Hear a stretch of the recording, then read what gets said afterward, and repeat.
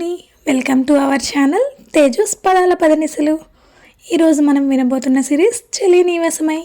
ఇంకా ఆలస్యం చేయకుండా మన సిరీస్లోకి వెళ్ళిపోదామా? చెలి నీవసమై పార్ట్ 313.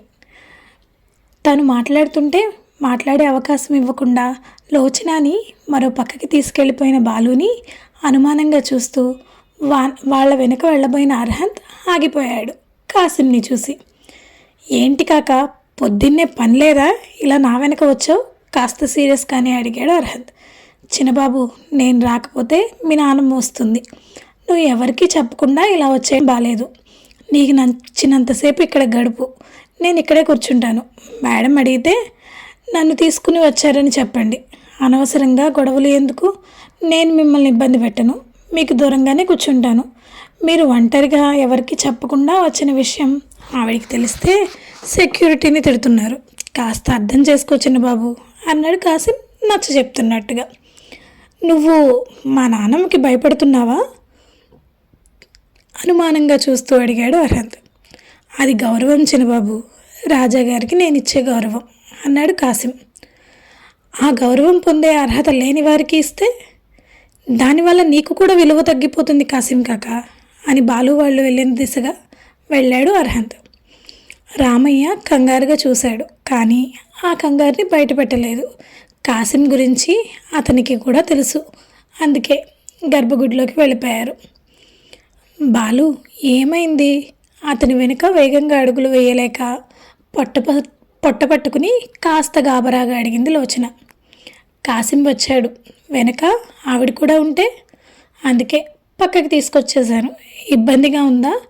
కూర్చోవటానికి చోటు ఉందేమో చుట్టూ చూస్తూ అడిగాడు. సమాధానం చెప్పలేదు లోచన. నిజానికి ఇబ్బందిగానే ఉంది, కానీ దాన్ని డామినేట్ చేసింది రాజేశ్వరి వస్తుందేమో అన్న భయం. బాలు చుట్టూ వెతుకుతున్నప్పుడే వచ్చాడు అర్హంత్. అతని చేతిలో మంచినీళ్ళ బాటిల్ ఉంది. అంత హడావిడిగా తీసుకొస్తారా? ఇబ్బంది పడుతుంది కదా లోచన. బాలుని తిడుతూ బాటిల్ లోచన చేతికి ఇచ్చాడు క్యాప్ తీసి. సగం నీళ్లు ఖాళీ చేసి తిరిగి అర్హంత్కి ఇచ్చేసింది. మీ నాన్నమ్మ రాలేదా? బాలు అడిగాడు. లేదు, కాసిం ఒక్కడే వచ్చాడు. వాడిని ఒక కంట కనిపెడుతూ ఉండు అని కాస్త దూరంగా ఉన్న 2 రాళ్ళని ఒకదాని పక్కన ఒకటి గోడకి వారగా జరిపాడు. వాళ్ళ ఆలయం వెనక వైపున ఉన్నారు. ఒకప్పుడు రాతి గోడ కట్టారు ఆలయం చుట్టూ. ఇప్పుడు ఆ గోడ శిథిలావస్థకు చేరటంతో మరో ప్రహరీ గోడ కట్టారు. వెనక వైపు ఉన్న స్థలంలో పూల మొక్కలు, తులసి దళం లాంటి వాటిని పెంచుతున్నారు. ఇప్పుడు లోచన వాళ్ళు అక్కడే ఉన్నారు. భయం వేసిందా? లోచన పక్కగా కూర్చుని అడిగాడు. కొంచెం అర్హంత్ చేతిని పట్టుకుని భుజం మీద తలవాల్చుకుని చెప్పింది. బాలు అప్పటికే కాసిమ్ని గమనిస్తూ ఉండటానికి పక్కకి వెళ్ళిపోయాడు. కంగారు పడుకు, మాధవ్ ఉన్నాడు ఇంట్లో. ఆవిడ బయలుదేరితే ఫోన్ చేస్తాడు వాడు. కాసిం బయట నుండి వచ్చేసాడు కదా, అందుకే తెలిసినట్లేదు. ఆమె తల నిమురుతూ నెమ్మదిగా చెప్పాడు. మీరు అన్ని జాగ్రత్తలు తీసుకునే వచ్చారా? మరేమనుకున్నావు నీ బావంటే? గతం మర్చిపోయి ఉండొచ్చు, కానీ నా తెలివి పుట్టుకతో వచ్చింది కదా. ఆవిడ ఏర్పాట్లలో ఆవిడ ఉంటే నా ఏర్పాట్లలో నేనున్నా అన్నాడు నవ్వుతూ.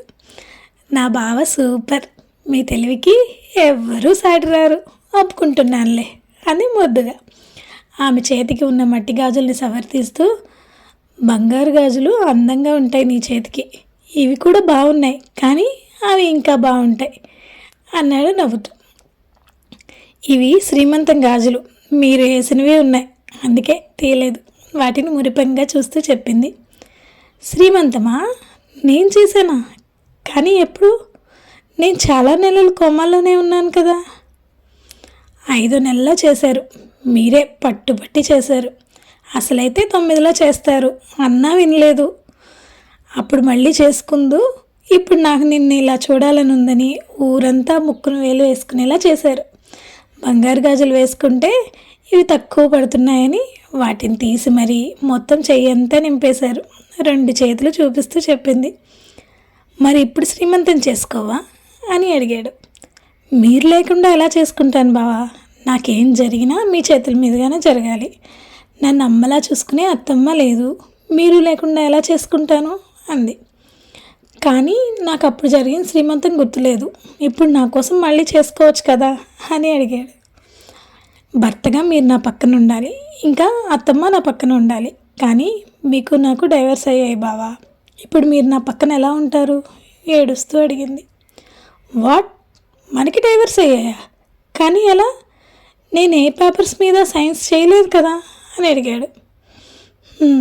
కానీ కోర్టు మనకి డైవర్స్ ఇచ్చేసింది. ఆవిడ నాతో బలవంతంగా సంతకాలు పెట్టించింది. గంటకే నాకు డైవర్స్ పేపర్స్ వచ్చాయి. దిగులు నిండిన గొంతుతో చెప్పింది. బంగారు, అవన్నీ అబద్ధం. నిజానికి మా నాన్నమ్మ ట్రిక్ అయి ఉంటుంది. తాతయ్య విల్లు గురించి నాకు రాత్రి తెలిసింది.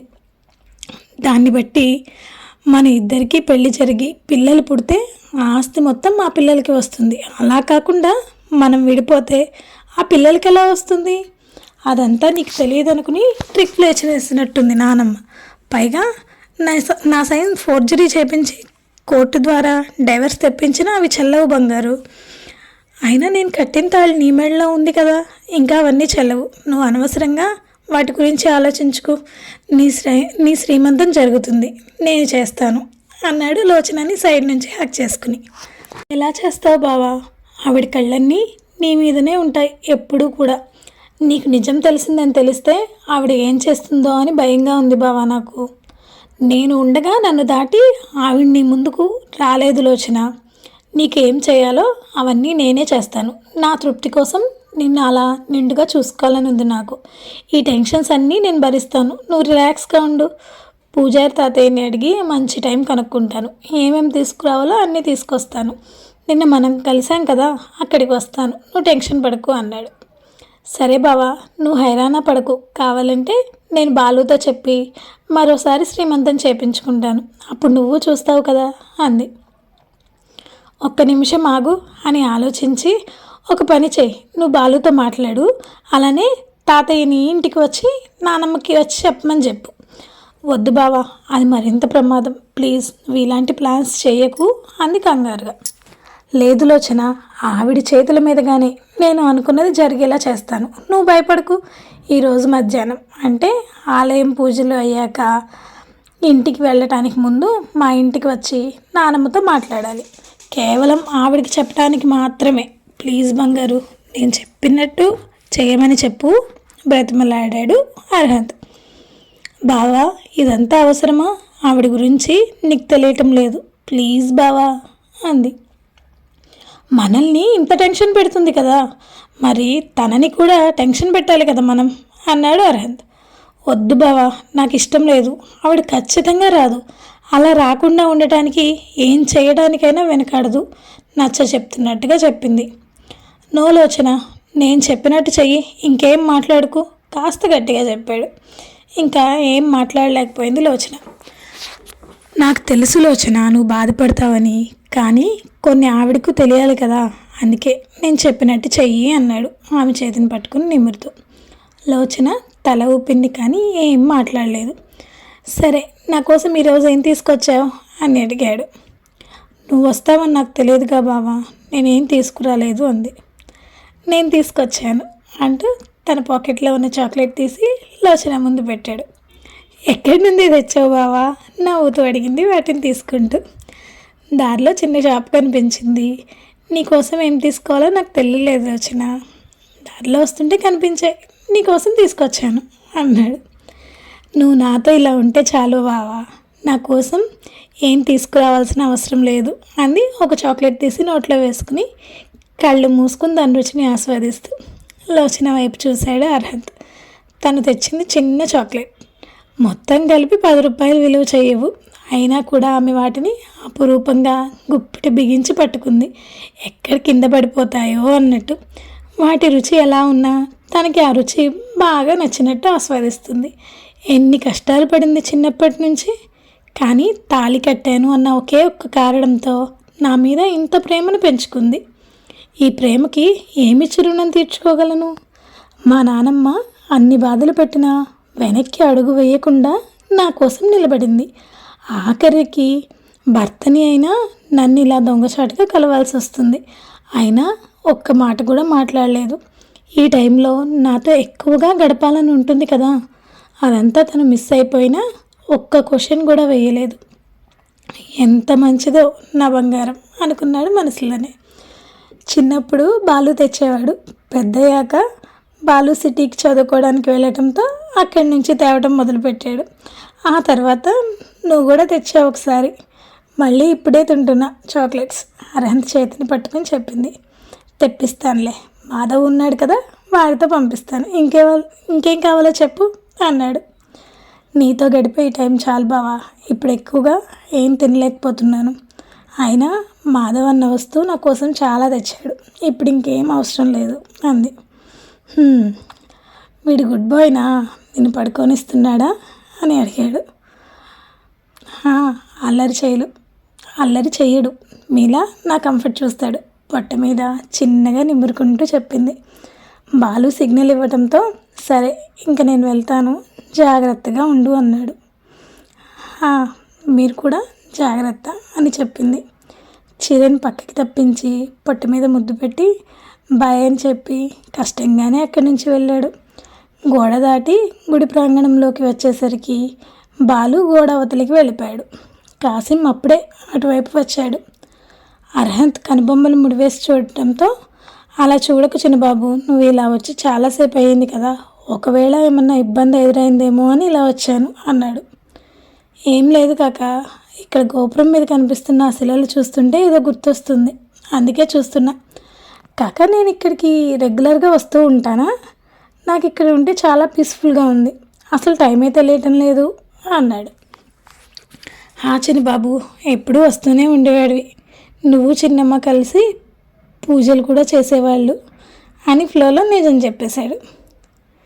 చిన్నమ్మనా అంటే నువ్వు స్వీటీని అలా పిలవు కదా కాక అన్నాడు అనుమానంగా చూస్తూ. మరి ఇప్పుడు కాసిం ఎలా కవర్ చేసుకుంటాడు చెప్పండి?